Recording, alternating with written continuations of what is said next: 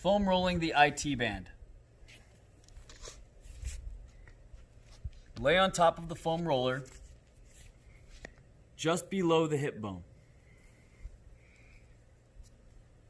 For decreased pressure,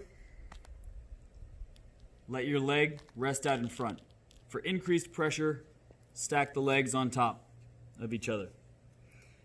Maintain relaxation through the leg that you're rolling, and then roll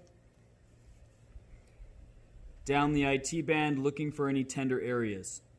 Once you've found a tender area, breathe deeply for 4 seconds in, 4 seconds out, while relaxing until the pain subsides.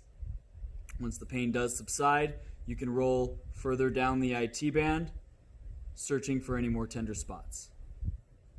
You will do this from the hip to just above the knee.